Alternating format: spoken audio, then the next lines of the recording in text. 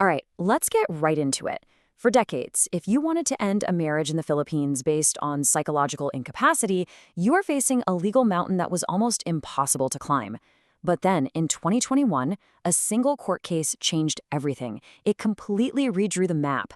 This is the story of how the law went from being a rigid, unforgiving set of rules to something a lot more human. It all comes down to this one little sentence in a Philippine family code. I mean, on the surface, it sounds pretty simple, right? But what does psychologically incapacitated actually mean when you're standing in a courtroom? Believe it or not, that one question has been at the heart of intense legal battles and a lot of personal heartache for more than 30 years. You see, the real problem was always about proof. How on earth do you prove to a judge something that's so internal, something rooted in a person's very being? Well, for a very long time, the courts had a super strict, almost medical answer to that. And that answer, as many people found out, was like a legal straitjacket that almost no one could fit into. So, let's start with the old way of doing things. Back in 1997, a case known as Republic versus Molina set the standard. And wow, was it a high standard. This ruling created a really strict, almost checklist-like set of rules that would basically control annulment cases for the next 24 years. You know, what's really interesting is that the original Molina case was about things that sound pretty common, right? Irreconcilable differences, conflicting personalities. But the Supreme Court took one look at that and said, nope, not good enough. They were really worried that if they made it too easy, Article 36 would just become a form of backdoor divorce. So they decided to clamp down hard. And this is what that clampdown looked like. The Molina doctrine was intense. It said the incapacity had to be an actual, clinically identified psychological illness. Think something like a personality disorder. You had to hire an expert, a psychiatrist, to get on the stand and prove it. Then you had to somehow show that this illness was already there when you got married, that it was medically incurable, and that it was a grave illness, not just, some quirky personality trait. Trying to tick all these boxes was a huge and, for many, an impossible task. And here's the thing. Even the court started to realize this was a problem. More than 10 years after Molina, the Supreme Court itself used this really powerful metaphor, admitting that its own guidelines had become a straitjacket. It was a huge moment, an acknowledgement that these rigid rules were trapping real people in broken and sometimes even dangerous marriages. The seeds of change were being planted. So, how did the law finally break free from that straitjacket? Well, in 2021, a case called Andal versus Andal came along and just shattered the old way of thinking.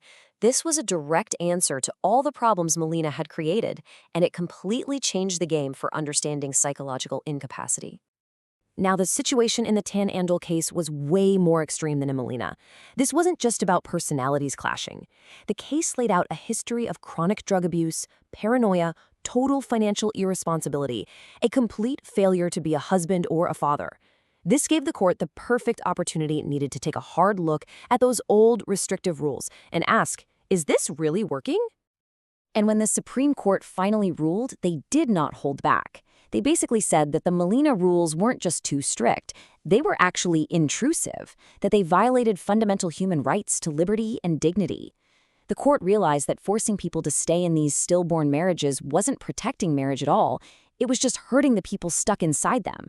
It was a clear signal. The rules themselves were causing harm, and they had to go. So what exactly changed? This is where it gets really interesting. We're going to see a massive shift from a very medical, very rigid system to a much more flexible legal one. Let's put the two doctrines side by side and break it down. Okay, first up, the role of expert witnesses. Under Molina, getting a psychiatrist to testify was pretty much non-negotiable. You needed a doctor to give a formal diagnosis. Andal throws that out the window. Now an expert opinion is not required. The proof can come from ordinary people, your friends, your family, your coworkers, anyone who can speak to a consistent pattern of behavior.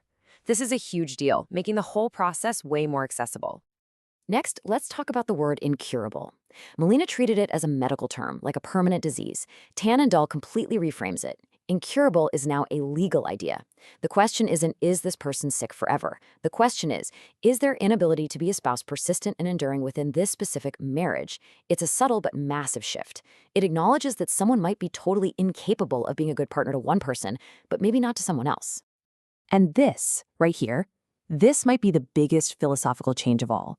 With Molina, you basically had to medically diagnose your spouse, label them with a mental disorder. Andal says, no, that's not what this is about. Psychological incapacity is not a mental illness. It's a legal conclusion that some deep-seated, durable part of a person's personality makes them fundamentally unable to do the things a spouse is supposed to do. So what does this all mean for real people? At the end of the day, this entire legal journey shows a huge shift in focus, from protecting the abstract idea of marriage at all costs to actually recognizing the dignity of the people in that marriage. Let's just do a quick recap. Under Molina, expert testimony was mandatory. Under Andal, it's not required. Incurable went from being a permanent medical condition to a persistent legal one. And the root cause went from being a clinical illness to a serious psychic cause you can see through someone's actions. The only thing that actually got stricter is the standard of proof, which is now clear and convincing evidence, just to make sure the law isn't abused. And all of this reveals a brand new philosophy. The Supreme Court is basically saying that the best way to protect the sanctity of marriage isn't to force a stillborn union, a marriage that was doomed from the start, to continue forever. No, the real way to honor the institution is to allow the dissolution of a bond between two people who were never truly capable of making it work in the first place. This whole journey from Molina to Andal is a fascinating look at how the law can grow and adapt to a better understanding of people and relationships. It's moved from defending an institution to recognizing human dignity. And so the big question left for all of us and for the courts is this: has the law finally found the right balance?